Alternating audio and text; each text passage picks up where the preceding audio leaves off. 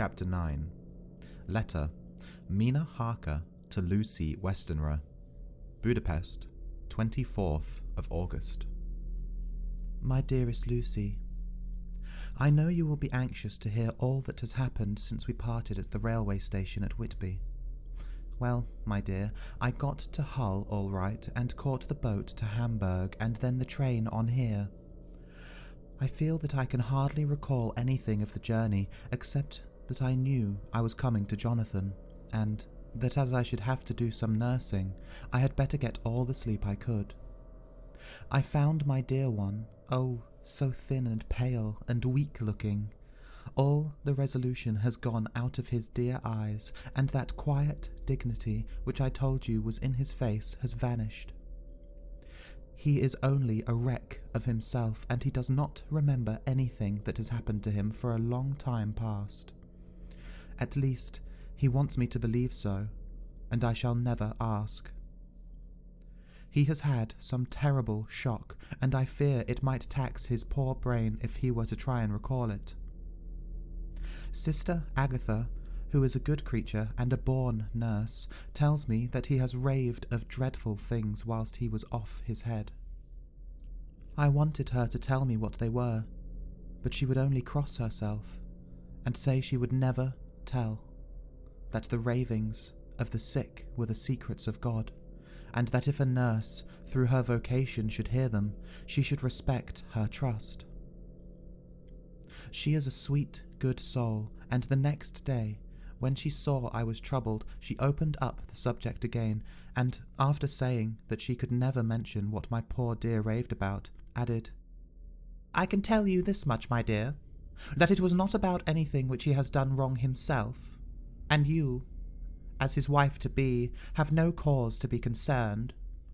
He has not forgotten you or what he owes to you. His fear was of great and terrible things, which no mortal can treat of. I do believe the dear soul thought I might be jealous, lest my poor dear should have fallen in love with any other girl. The idea of my being jealous about Jonathan! And yet, my dear, let me whisper, I felt a thrill of joy through me when I knew that no other woman was the cause of trouble. I am now sitting by his bedside where I can see his face while he sleeps. He is waking. When he woke, he asked me for his coat, as he wanted to get something from the pocket. I asked Sister Agatha, and she brought all his things. I saw that amongst them was his notebook, and was going to ask him to let me look at it, for I knew then that I might find some clue to his trouble.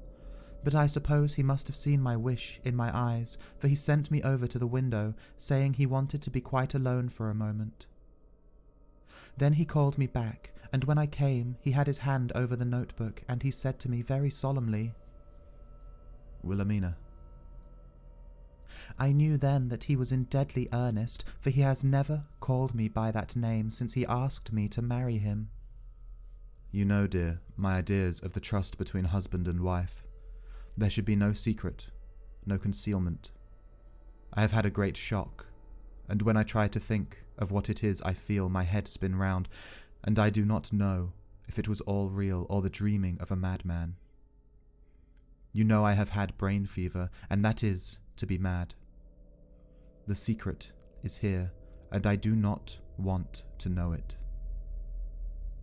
I want to take up my life here, with our marriage. For, my dear, we had decided to be married as soon as the formalities are complete. Are you willing, Wilhelmina, to share my ignorance? Here is the book. Take it and keep it. Read it, if you will, but never let me know. Unless, indeed, some solemn duty should come upon me to go back to the bitter hours, asleep or awake, sane or mad, recorded here.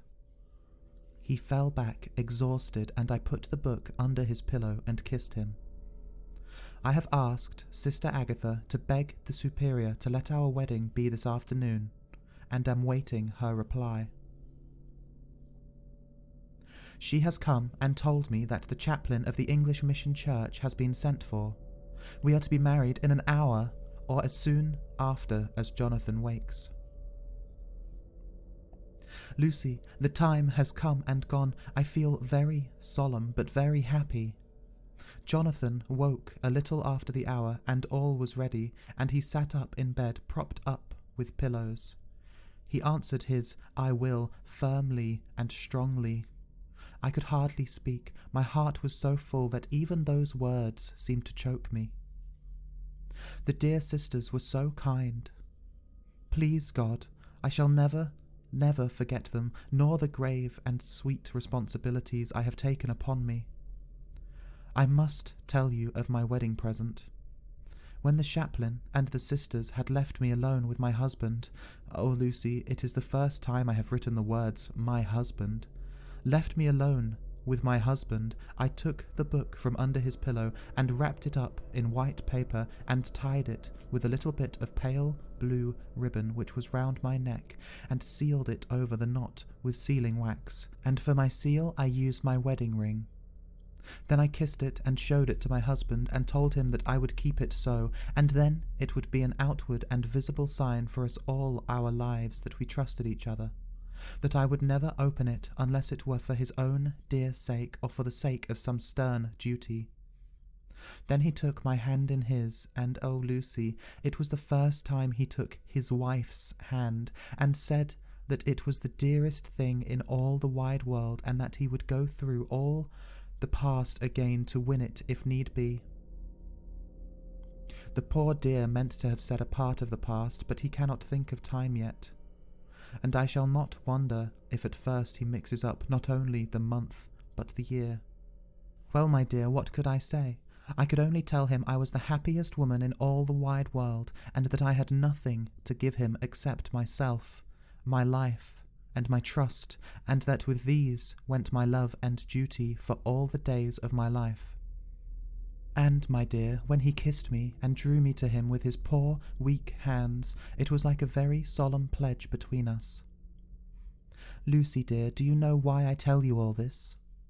It is not only because it is all sweet to me, but because you have been, and are, very dear to me. It was my privilege to be your friend and guide when you came from the schoolroom to prepare for the world of life. I want you to see now, and with the eyes of a very happy wife, whither duty has led me, so that in your own married life you too may be all happy as I am. My dear, please, Almighty God, your life may be all it promises. A long day of sunshine, with no harsh wind, no forgetting duty, no distrust. I must not wish you no pain, for that can never be, but I do hope you will be always as happy as I am now. Goodbye, my dear. I shall post this at once, and perhaps write you very soon again. I must stop, for Jonathan is waking. I must attend to my husband. Your ever-loving Mina Harker. Letter. Lucy Westenra to Mina Harker, Whitby, 30th of August. My dearest Mina, oceans of love and millions of kisses, and may you soon be in your own home with your husband. I wish you could be coming home soon enough to stay with us here. The strong air would soon restore Jonathan. It has quite restored me. I have an appetite like a cormorant, am full of life, and sleep well.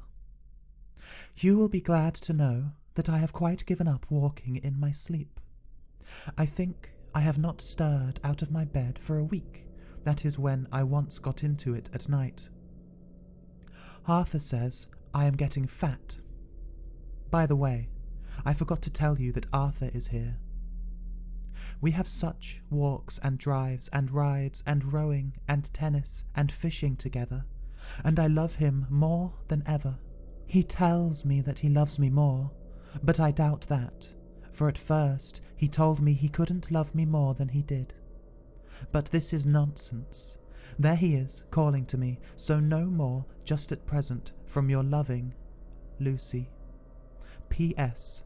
Mother sends her love. She seems better, poor dear. P.P.S. We are to be married on 28th of September.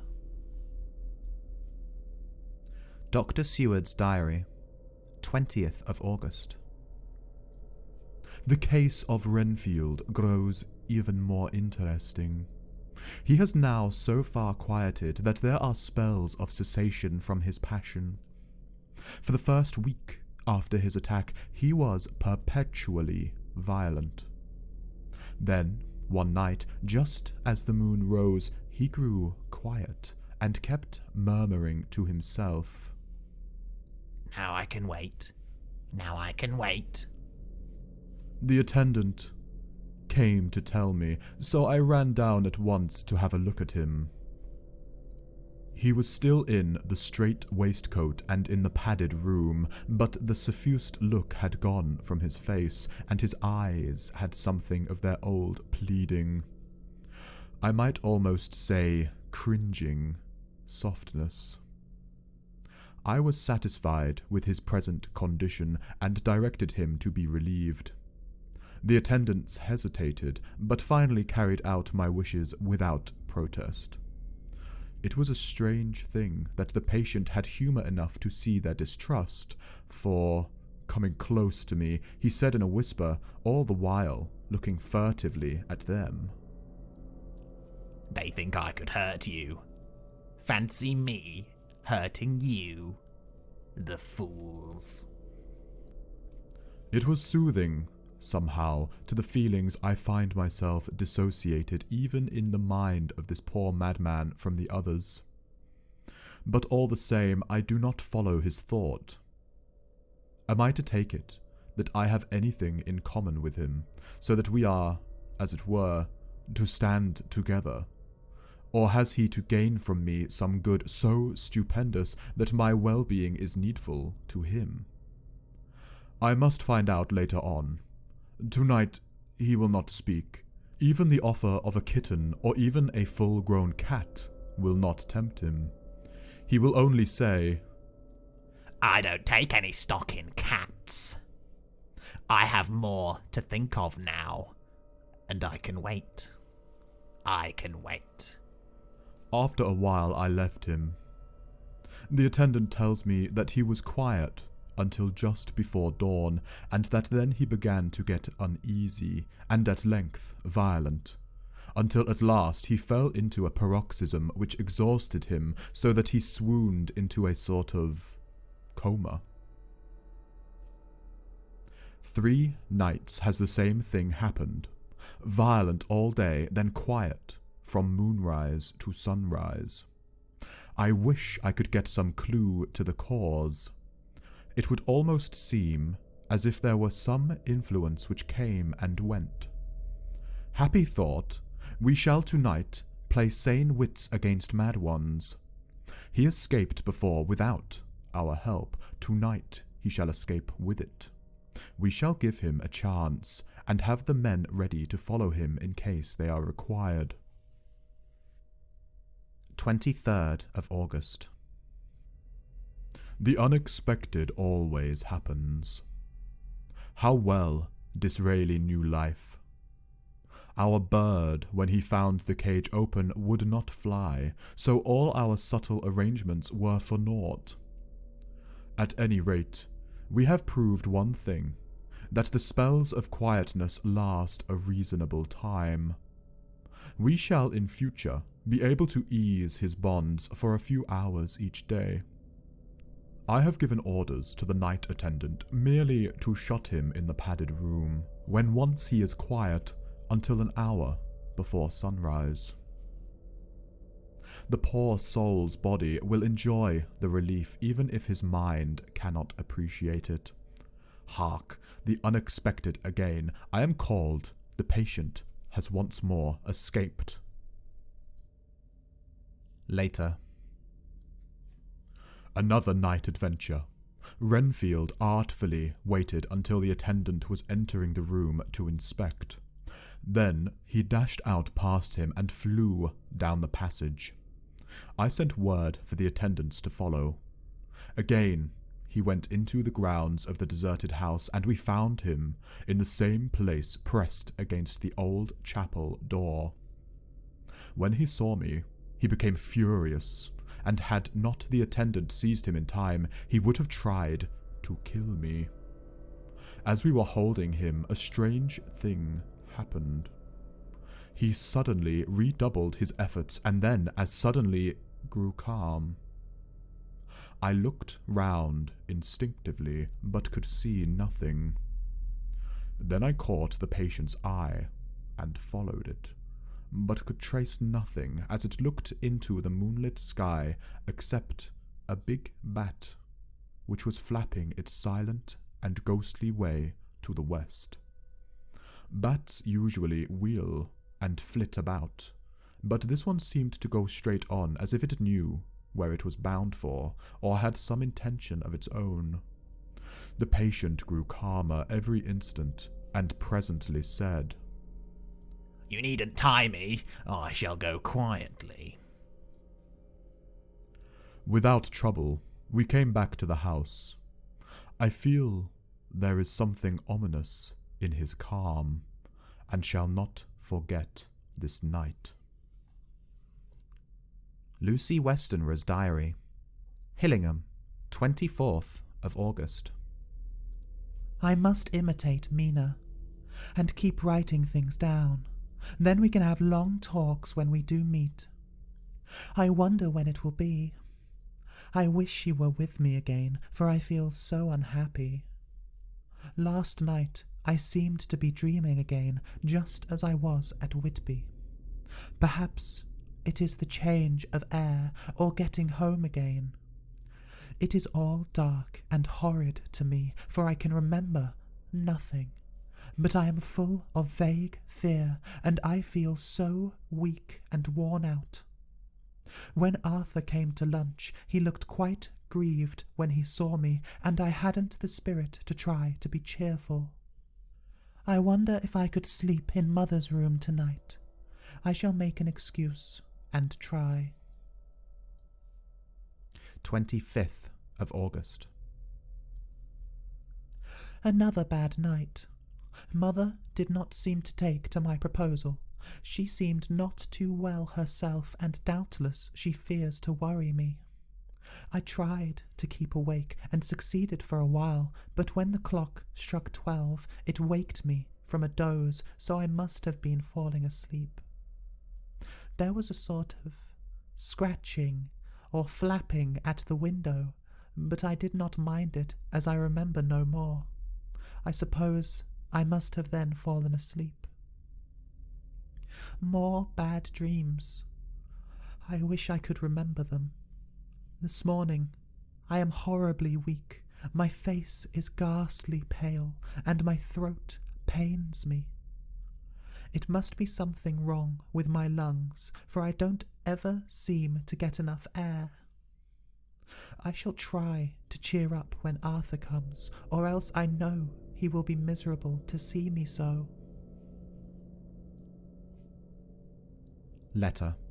Arthur Holmwood to Dr. Seward. Albemarle Hotel, 31st of August.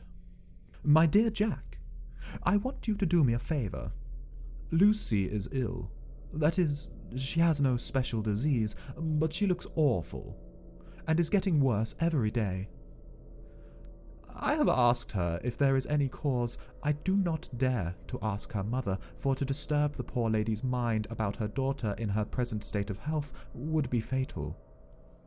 Mrs. Westenra has confided to me that her doom is spoken, disease of the heart, though poor Lucy does not yet know it.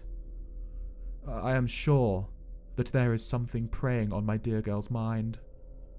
I am almost distracted when I think of her. To look at her gives me a pang. I told her I should ask you to see her, and though she demurred at first, I know why, old fellow, she finally consented. It will be a painful task for you, I know, old friend, but it is for her sake, and I must not hesitate to ask, or you to act. You are to come to lunch at Hillingham tomorrow, 2 o'clock, so as not to arouse any suspicion in Mrs. Westenra. And after lunch, Lucy will take an opportunity of being alone with you. I shall come in for tea, and we can go away together. I am filled with anxiety. and want to consult with you alone as soon as I can after you have seen her. Do not fail. Arthur. Telegram. Arthur Holmwood to Seward, 1st of September. Am summoned to see my father, who is worse. Am writing. Write me fully by tonight. Post to Ring. Wire me if necessary. Letter from Dr. Seward to Arthur Holmwood, 2nd of September. My dear old fellow, with regard to Miss Westenra's health, I hasten to let you know at once that in my opinion there is not any functional disturbance or any malady that I know of. At the same time, I am not by any means satisfied with her appearance. She is woefully different from what she was when I saw her last. Of course, you must bear in mind that I did not have full opportunity of examination such as I should wish. Our very friendship makes a little difficulty which not even medical science or custom can bridge over. I had better tell you exactly what happened, leaving you to draw, in a measure, your own conclusions. I shall then say what I have done and propose doing. I found Miss Westenra in seemingly gay spirits. Her mother was present, and in a few seconds I made up my mind that she was trying all she knew to mislead her mother and prevent her from being anxious. I have no doubt she guesses, if she does not know, what need of caution there is. We lunched alone, and as we all exerted ourselves to be cheerful, we got, as some kind of reward for our labours, some real cheerfulness amongst us. Then Mrs. Westenra went to lie down, and Lucy was left with me. We went into her boudoir, and till we got there her gaiety remained, for the servants were coming and going. As soon as the door was closed, however, the mask fell from her face, and she sank down into a chair with a great sigh and hid her eyes with her hand. When I saw that her high spirits had failed, I at once took advantage of her reaction to make a diagnosis. She said to me very sweetly, I cannot tell you how I loathe talking about myself. I reminded her that a doctor's confidence was sacred, but that you were grievously anxious about her.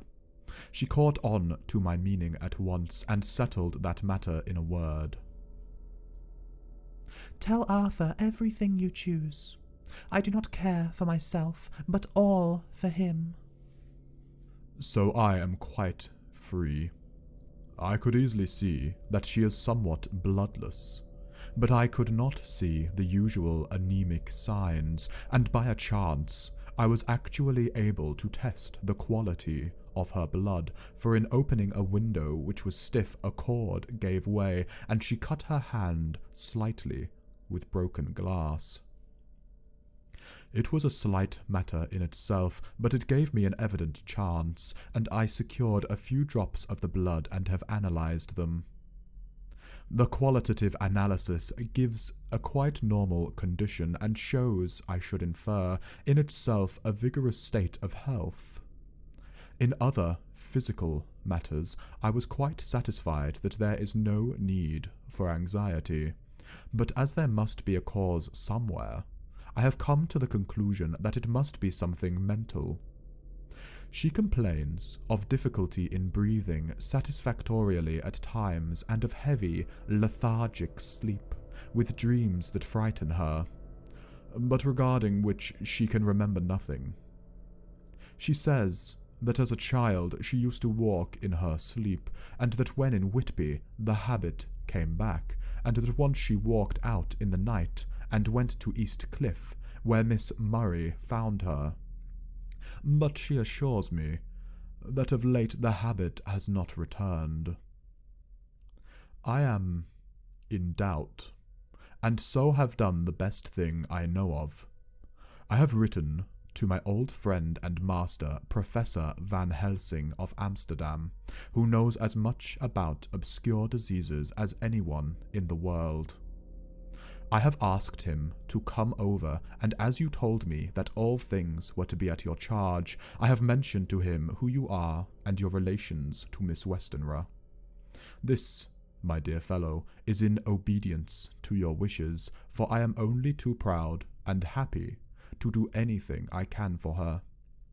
Van Helsing would, I know, do anything for me for a personal reason, so no matter on what ground he comes, we must accept his wishes. He is a seemingly arbitrary man, but this is because he knows what he is talking about better than anyone else. He is a philosopher and a metaphysician, and one of the most advanced scientists of his day, and he has, I believe, an absolute open mind. This, with an iron nerve, a temper of the icebrook, an indomitable resolution, self-command and toleration exalted from virtues to blessings, and the kindliest and truest heart that beats. These form his equipment for the noble work that he is doing for mankind, work both in theory and practice, for his views are as wide as his all-embracing sympathy. I tell you these facts that you may know why I have such confidence in him. I have asked him to come at once. I shall see Miss Westenra tomorrow again. She is to meet me at the stores, so that I may not alarm her mother by too early a repetition of my call. Yours always, John Seward. Letter. Abraham Van Helsing, M.D.D. Ph.D., Lit., etc., etc., to Dr. Seward, 2nd of September. My good friend, when I have received your letter, I am already coming to you. By good fortune, I can leave just at once without wrong to any of those who have trusted me. Were fortune other, then it were bad for those who have trusted, for I come to my friend when he call me to aid those he holds dear. Tell your friend that when that time you shook from my wound so swiftly the poison of the gangrene from that knife that our other friend, too nervous, let slip, you did more for him when he wants my aid, and you call for them all his great fortune could do. But it is pleasure added to do for him, your friend. It is to you that I come. Have then rooms for me at the Great Eastern Hotel, so that I may be near to hand, and please it so arrange that we may see the young lady not too late on tomorrow, for it is likely that I may have to return here that night. But if need be, I shall again come in 3 days and stay longer if it must. Till then, goodbye, my friend John. Van Helsing. Letter. Dr. Seward to Honourable Arthur Holmwood, 3rd of September. My dear Art, Van Helsing has come and gone. He came on with me to Hillingham, and found that by Lucy's discretion her mother was lunching out, so that we were alone with her. Van Helsing made a very careful examination of the patient. He is to report to me, and I shall advise you, for, of course, I was not present all the time. He is, I fear, much concerned, but says he must think. When I told him of our friendship and how you trust me in the matter, he said, You must tell him all you think. Tell him what I think, if you can guess it, if you will. Nay, I am not jesting. This is no jest, but life and death, perhaps more. I asked what he meant by that, for he was very serious. This was when we had come back to town, and he was having a cup of tea before starting his return to Amsterdam. He would not give me any further clue. You must not be angry with me, Art, because his very reticence means that all his brains are working for her good. He will speak plainly enough when the time comes, be sure. So I told him I would simply write an account of our visit, just as if I were doing a descriptive special article for the Daily Telegraph. He seemed not to notice, but remarked that the smuts in London were not quite so bad as they used to be when he was a student here. I am to get his report tomorrow, if he can possibly make it. In any case, I am to have a letter.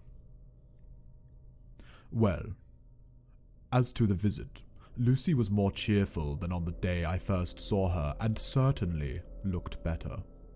She had lost something of the ghastly look that so upset you, and her breathing was normal.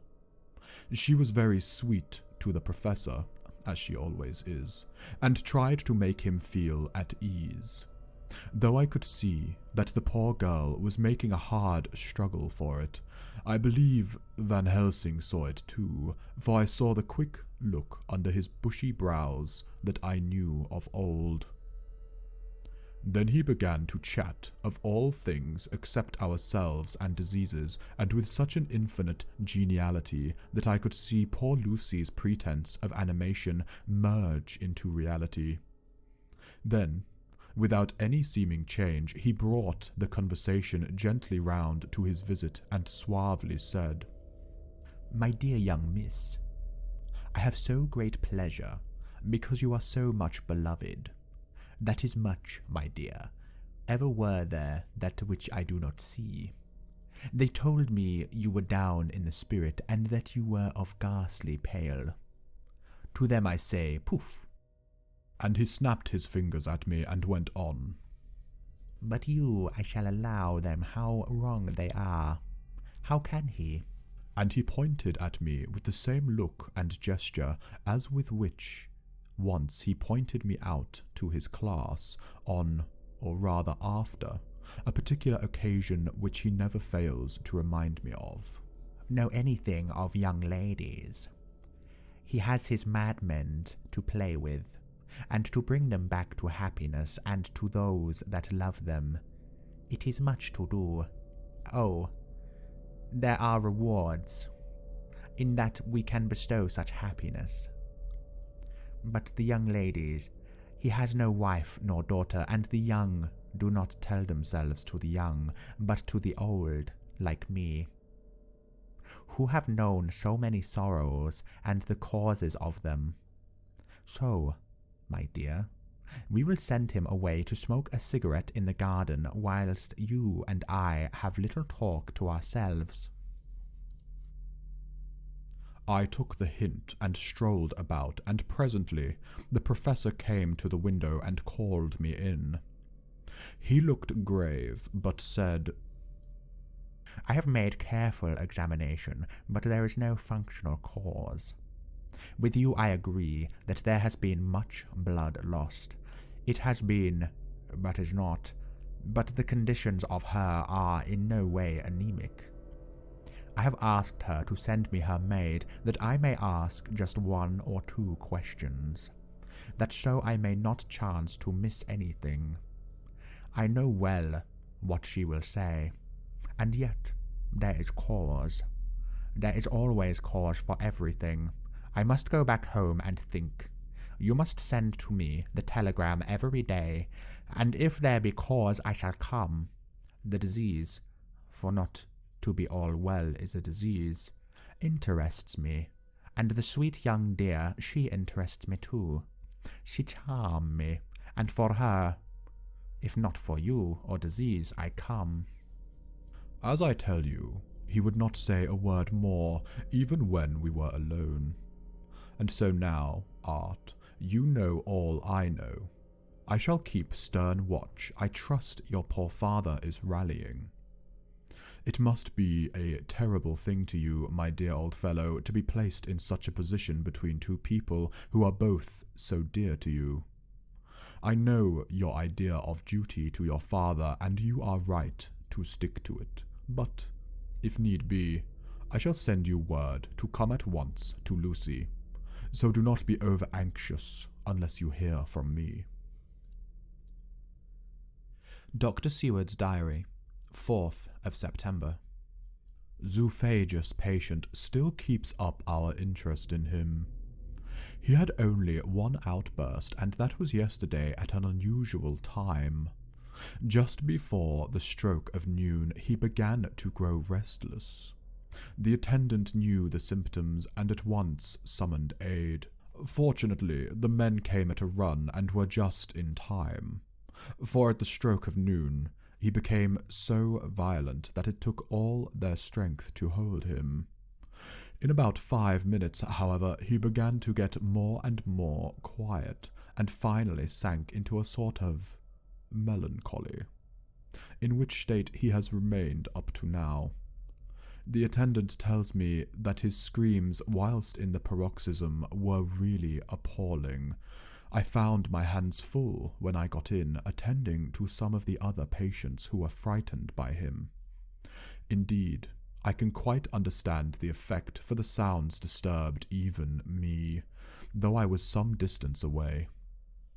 It is now after the dinner hour of the asylum, and as yet my patient sits in a corner, brooding, with a dull, sullen, woe-begone look on his face, which seems rather to indicate than to show something directly. I cannot quite understand it. Later. Another change in my patient. At 5 o'clock I looked in on him and found him seemingly as happy and contented as he used to be. He was catching flies and eating them, and was keeping note of his capture by making nail marks on the edge of the door between the ridges of padding.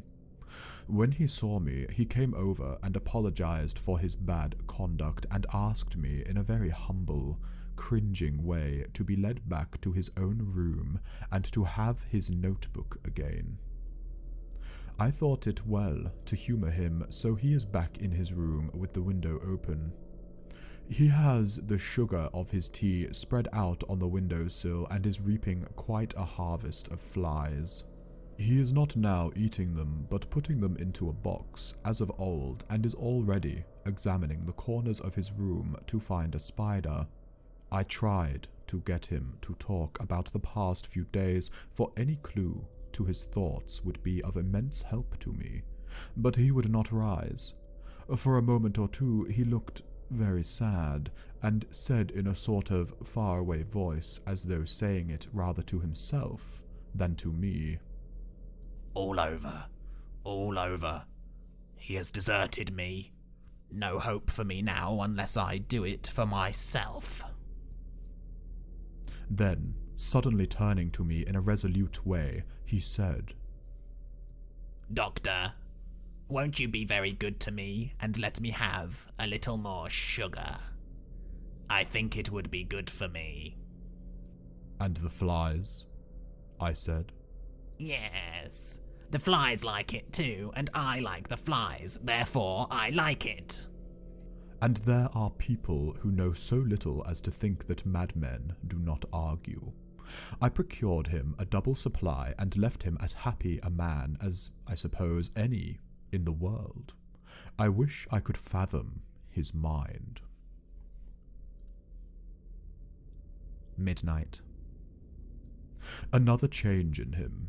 I had been to see Miss Westenra, whom I found much better, and had just returned and was standing at our own gate looking at the sunset, when once more I heard him yelling. As his room is on this side of the house, I could hear it better than in the morning. It was a shock to me to turn from the wonderful smoky beauty of a sunset over London, with its lurid lights and inky shadows and all the marvellous tints that come on foul clouds even as on foul water, and to realise all the grim sternness of my own cold stone building, with its wealth of breathing misery, and my own desolate heart to endure it all. I reached him just as the sun was going down, and from his window saw the red disk sink. As it sank, he became less and less frenzied, and just as it dipped, he slid from the hands that held him, an inert mass on the floor. It is wonderful however, what intellectual recuperative power lunatics have, for within a few minutes he stood up quite calmly and looked around him. I signalled to the attendants not to hold him, for I was anxious to see what he would do. He went straight over to the window and brushed out the crumbs of sugar. Then he took his fly box and emptied it outside, and threw away the box. Then he shut the window and, crossing over, sat down on his bed. All this surprised me, so I asked him, "Are you not going to keep the flies any more?" "No," said he. "I am sick of all that rubbish." He certainly is a wonderfully interesting study. I wish I could get some glimpse of his mind or the cause of his sudden passion. Stop. There may be a clue after all, if we can find why today his paroxysms come on at high noon and at sunset. Can it be that there is a malign influence of the sun at periods which affects certain natures, as at times the moon does others? We shall see. Telegram. Seward, London, to Van Helsing, Amsterdam, 4th of September. Patient still better today. Telegram. Seward, London, to Van Helsing, Amsterdam, 5th of September. Patient greatly improved. Good appetite, sleeps naturally, good spirits, colour coming back. Telegram. Seward, London, to Van Helsing, Amsterdam, 6th of September. Terrible change for the worse. Come at once.